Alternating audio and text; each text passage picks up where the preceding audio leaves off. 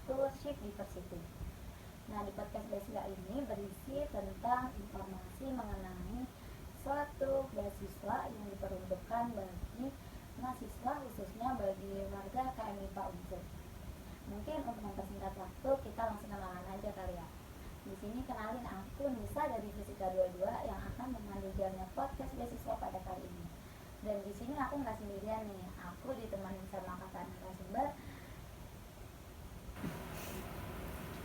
Nah, di sini aku nggak sendirian nih, aku ditemani sama salah satu award di beasiswa Bright Scholarship yang pastinya memiliki segudang informasi tentang beasiswa yang akan kita bahas pada kali ini. Mungkin langsung kita sapa aja kali ya. Halo Kak Alis, apa kabar Kak? Halo Nisa, alhamdulillah baik. Mungkin langsung perkenalan aja kali ya Kak. Ya, oke mulai. Semuanya, halo, selamat pagi, selamat siang atau yang mendengarkan ya. Perkenalkan, nama saya Holis atau biasa Nohan Salimati, bisa dipanggil Holis. Sini saya berasal dari Banyumas, jurusannya matematika angkatan 2020. Oke, kan tadi udah bisa singgung nih Kak sedikit tentang Bright Scholarship. Mungkin nanti kita akan gali lebih dalam aja kali ya Kak, apa sih itu beasiswa Bright Scholarship. Mungkin sebelum itu Nisa bacain dulu ya Kak buat batasan narasumbernya. Jadi poin yang pertama, buat narasumber tidak diperkenalkan berbicara kasar, menyinggung, dan mengarah kepada hasaran. Dan poin yang kedua, podcast dilakukan secara efektif. Mungkin kita langsung aja kali ya Kak ke pembahasan podcast kali ini. Tadi kan udah itu ya Kak, kalau podcast ini tuh membahas tentang beasiswa. Ngomong-ngomong, Kak Holis tuh dapat beasiswa apa sih Kak? Oke, kalau dari aku sendiri, di sini saya termasuk awardee Bright Scholarship JBM Brilliant. Jadi saya termasuk angkatan ke-6 dan sekarang juga udah ada juga buat angkatan ke-7. Oke, biasanya tuh kayak mahasiswa semester berapa sih Kak yang ikut beasiswa Bright Scholarship itu? Kalau untuk Bright Scholarship sendiri untuk angkatan untuk semester 3. Berarti semester depan Nisa udah bisa itu nih ya? Ya, boleh. Oh iya, lupa. Oh ya Kak, biasanya kalau beasiswa gede itu kayak memerlukan IPK yang tinggi, terus kayak perlu tes TOEFL gitu Kak. Itu wajib nggak sih Kak? Apa gimana? Ya, mungkin untuk yang Bright Scholarship sendiri ya, itu ada persyaratan untuk masuknya itu minimal IPK 3,3 angkatan 6. Tapi mungkin setahu aku untuk angkatan 7 udah turun sih, jadi IPK-nya 3 sih. Jadi lebih mudah sih gitu. Boleh nggak tuh Kak di spill apa tuh syarat-syarat buat daftar Bright Scholarship?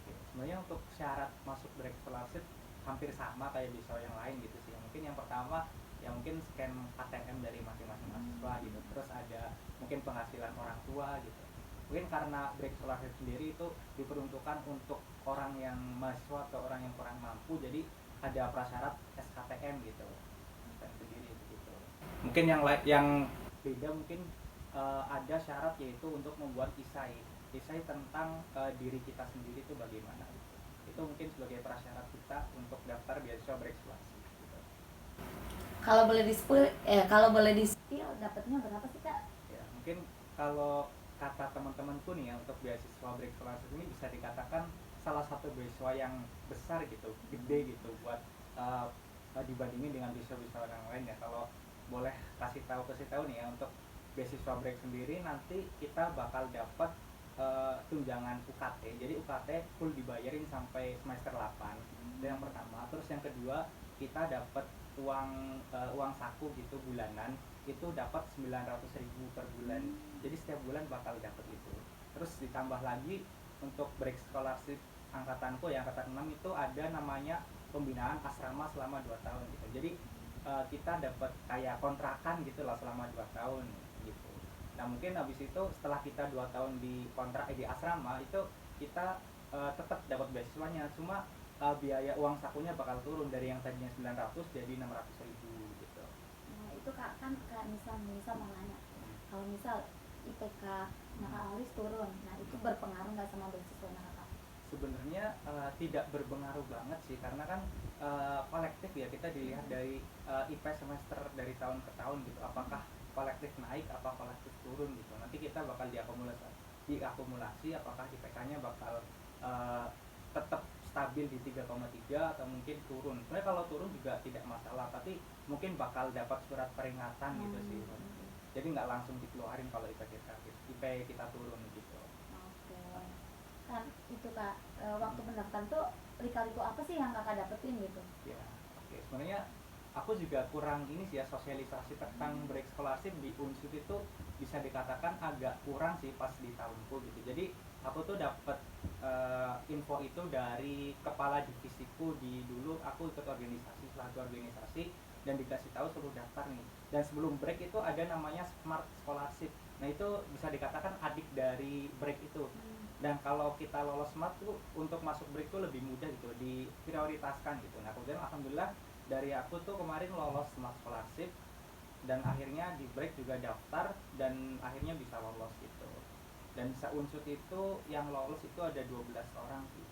Banyak juga ya Kak. Yeah. Ini Kak, kan Kak Nisa kan minat tuh bright scholarship itu, Kak Alis ada tips and trick nggak biar Nisa itu gampang gitu? Oke, mungkin yang pertama ini sih, mungkin sosialisasi, dengerin sosialisasi beasiswa gitu, karena kan banyak beasiswa sosialisasi yang bakal kita dapetin nih. Kalau misalkan ada break, coba nih kita cari-cari, dan kita juga boleh kepo-kepo sendiri gitu di internet, barangkali ada info beasiswa yang kosong gitu, boleh tuh langsung dicari. Kalau pas pendaftarannya tanggal itu langsung daftar aja, kita cari persyaratannya apa, kalau memang memenuhi coba aja gitu. Oh iya Kak, nih misalkan kayak misalnya ada kita tuh daftar beasiswa yang dari swasta. Nah itu boleh nggak sih kalau misal daftar bright scholarship tapi kita juga nyambang di beasiswa yang lain gitu? Kalau untuk khusus break scholarship sendiri ya itu nggak boleh, jadi harus satu beasiswa. Tapi pada batch 7 ini yang kali ini tuh boleh, tapi asalkan dia penerima KIPK. Nah itu, jadi nantinya yang dapat KIPK sama yang nggak dapat KIPK itu dibedain, tunjangannya tuh bakal dibedain gitu. Tapi tetap bisa buat dapat beasiswa break scholarship gitu. Nanya apa lagi Kak?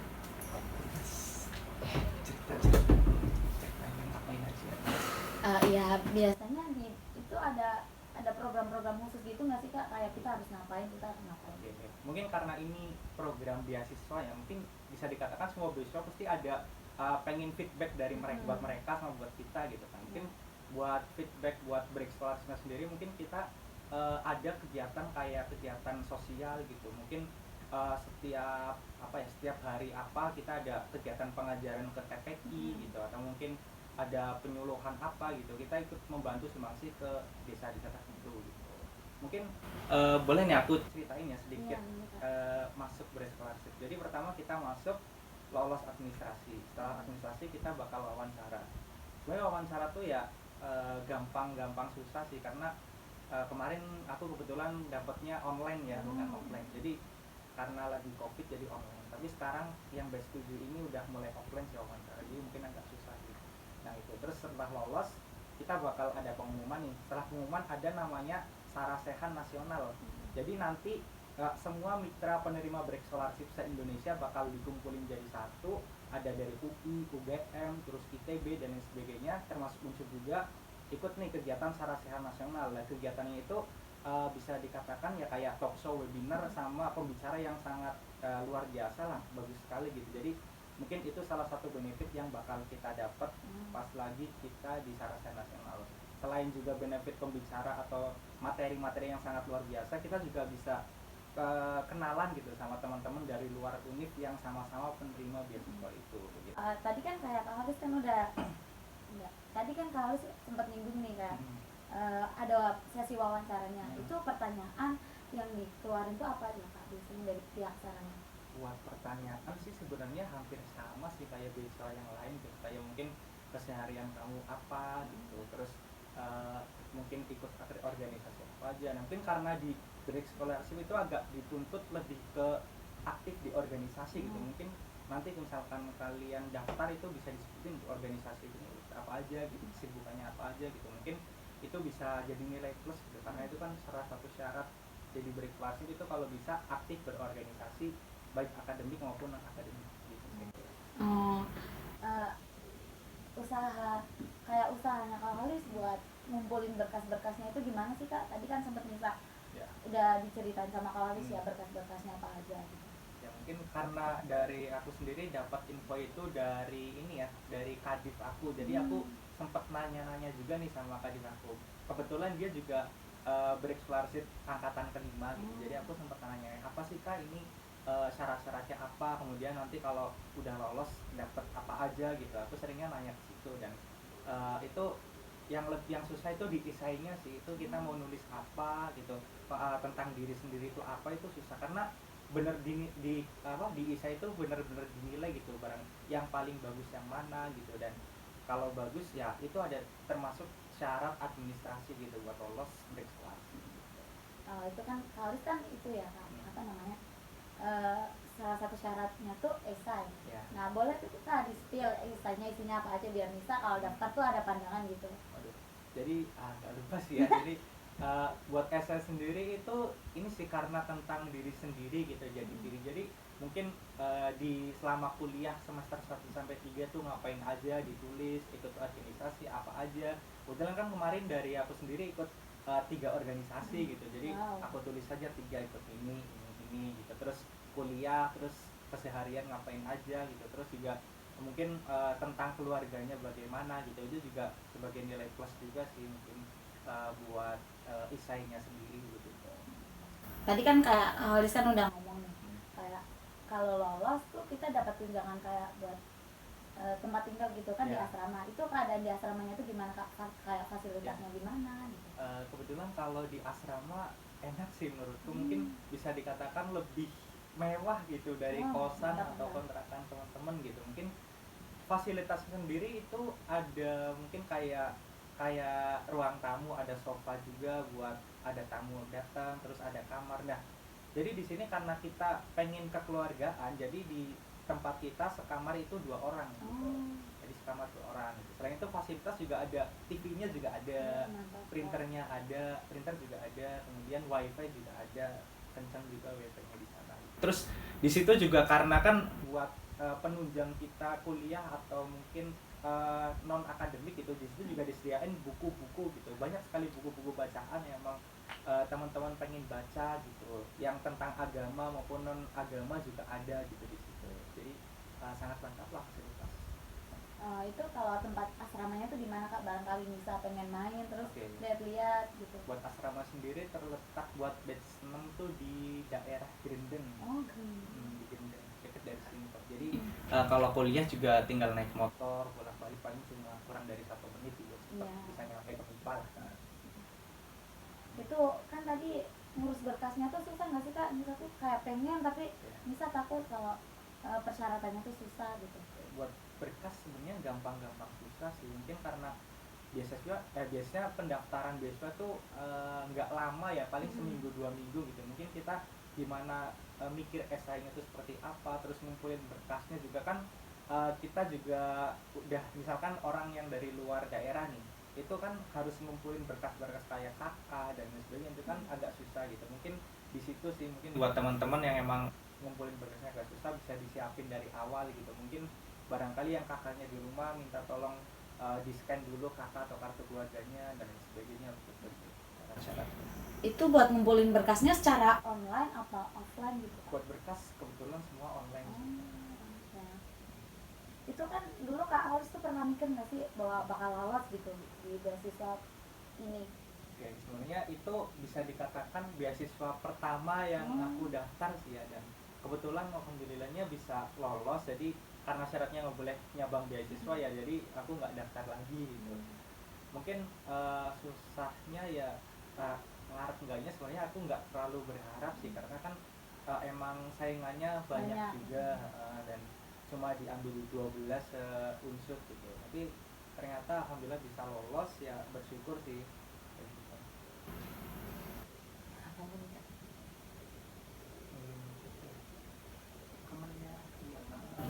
Oh iya, itu kan berarti seasrama itu semua yang dapat beasiswa dari itu ya Kak. Nah itu gimana teman-teman kakak tuh Ya. kayak Kak Holi semua kan biasanya. Oke, ya mungkin karena teman-teman aku itu bukan cuma dari MIPA doang ya, ada fakultas-fakultas lain, ada dari FAPET, ada dari mungkin FIKES, ada dari FH gitu. Mungkin jadi kita bisa saling sharing, berbagi ilmu gitu loh. Dan kadang kita cerita-cerita terkait di FH itu seperti apa. Oh ya, di aku sendiri ada program namanya setiap minggu tuh pagi-pagi ada namanya presentasi gitu, presentasi. Jadi setiap anak itu mempresentasikan apa yang mereka punya atau minat mereka di apa itu. Kadang anak FH tuh kadang minatnya di hukum, jadi mereka presentasi soal hukum. Terus ada anak aquaculture, dia presentasi soal ikan-ikan gitu. Terus ada anak FAPET presentasi tentang uh, peternakan dan lain sebagainya gitu sih. Jadi sangat bisa ilmunya banyak sih di situ. Ini rada ngide sih Kak, kan Ya. tadi kan kayak anak Pet pengen masuk aquaculture. Nah itu kayak ada nggak Kak dari anak FH pengen masuk FMIPA gitu?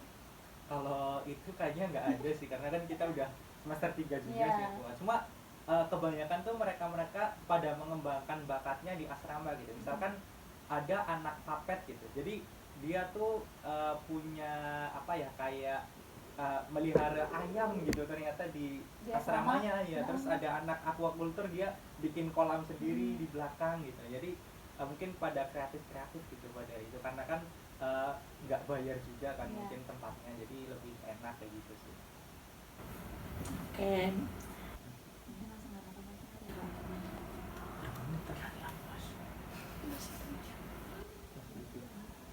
Cerita aja mas, mungkin kegiatannya lagi bisa jelas mas. Kalau biasanya keseharian di asrama itu ngapain aja sih Kak? Kayak dari bangun tidur sampai mau tidur lagi gitu. Oke. Mungkin karena ini sih ya, di break itu sendiri apa, lebih ke agamis gitu. Jadi mungkin kita bangun, dituntut untuk bangun pagi subuh. Tahajud gitu. Enggak tahajud enggak sih. Mungkin tahajud ya mungkin sebulan sekali 2 kali kalau bisa gitu. Kalau enggak juga nggak salah gitu. Terus yang penting sih bangun pagi subuh, terus kita kadang ada baca surat sama surat bareng-bareng gitu, kayak seperti itu. Habis itu udah kita selesai, terus kuliah lagi dan lain sebagainya, dan aktivitas seperti biasa. Nah kadang setiap minggu kan kita juga di break kelas itu dibagi-bagi, ada kayak divisi-divisi gitu. Jadi kayak organisasi gitu, ada lurahnya sendiri, terus ada sekretaris, ada bendahara, terus ada mungkin divisi program, terus divisi apa ya aku lupa, iya dan sebagainya, itu ada kayak gitu. Jadi kegiatannya tuh terstruktur gitu. Jadi nanti kita setiap hari Sabtu ada nih dari PSDM, ada PSDM itu disuruh olahraga tiap pagi. Jadi kita tiap hari Sabtu tuh olahraga gitu bareng-bareng kayak gitu. Terus dari program itu kayak yang ngajar TPQ, kemudian presentasi itu dari program kayak gitu. Nah itu kan Kak, kayak kan itu kan beasiswa kan kayak nyediain asrama. Nah itu ada jam malamnya nggak sih Kak biasanya? Ya kalau di aku sendiri ada jam malam, karena di situ juga ada mentornya sendiri yang ngelola itu. Jadi mentornya tuh alumni dari Breakfast sendiri, dia angkatan 3 dan dia sekarang jadi mentor. Sebenarnya jam malam itu nggak jadi masalah juga sih. Sebenarnya kita kan jam malam jam 10, terus ya jam 10. Tapi asalkan izin, alasannya jelas. Bahkan alasan yang mungkin alasannya bukan kegiatan organisasi juga tetap dibolehin gitu, asalkan izin gitu sih. Gitu aja sih. Kan bisa tuh kayak minat gitu, daftar gitu. Kakak Kalis ada tip and trick nggak sih? Tip and trick nggak sih buat bisa biar mudah gitu nanti apa namanya daftarnya. Terus presentasi lulusnya juga gede gitu. Oke, mungkin tips dan triknya ini sih, mungkin yang pertama coba dilihat lagi beasiswanya apakah memenuhi dengan prasyarat kamu buat masuk beasiswanya apa enggak, itu yang pertama. Terus yang kedua, jika emang memenuhi, coba deh tanya-tanya kating-kating pendahulu dari break scholarship gitu. Mungkin yang emang udah lolos ini syaratnya apa, terus kemudian berkasnya seperti apa, esainya seperti apa, itu bisa jadi bahan gitu loh, bahan contekan kamu nanti buat daftar break scholarship gitu. Itu dari FMIPA tuh ada berapa orang sih Kak? Kan katanya dari unsurnya cuma 12 orang. Kalau dari batch 6 sendiri kebetulan baru aku sendiri sih. Nah, kalau batch 7 ada juga kemarin. Sekarang lagi sarjana nasional di Bogor, itu ada 1 orang dari jurusan kimia. 1 orang juga.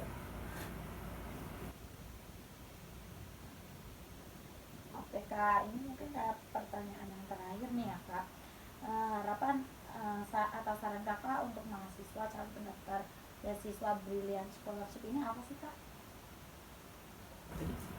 Harapan mungkin harapannya buat teman-teman kalau emang minat gitu buat break scholarship bisa lihat juga prasyarat-prasyaratnya. Jika memang memenuhi, jangan takut buat nanya-nanya ke kating-kating gitu yang emang udah lolos break scholarship gitu, karena kan buat kating-kating atau alumni break scholarship itu kebetulan mereka-mereka yang emang terkenal gitu di Unisud. Mungkin bisa disebutkan misalkan Mbak Nisa itu wakil presbem, dia tuh alumni break scholarship angkatan keempat kalau nggak salah, keempat. Terus ada Mas Agus Riawan, dia presbem di MIPA, presbem tahun berapa, 19 atau 18 kalau nggak salah, dia juga alumni break scholarship angkatan 3 tempatnya 3 ya 3. Itu sih. Terus saran dari Kak Holis buat mahasiswa yang ingin mendaftar ini gimana?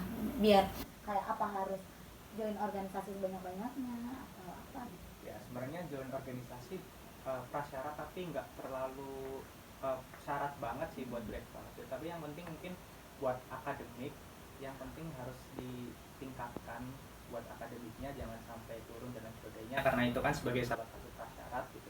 Mungkin organisasi juga perlu juga, mungkin nanti buat seleksi administrasi dan wawancara bisa disebutkan nih, buat akademiknya harus bagus dan organisasinya juga harus bagus. Nah, satu lagi mungkin karena break scholarship itu lebih ke bidang agama gitu, mungkin bisa agamanya ditingkatkan lagi, sholatnya jangan bolong-bolong, kalau bisa berjamaah gitu, biar nanti bisa lolosnya lolosnya lebih mudah atau mungkin digampangkan gitu sih.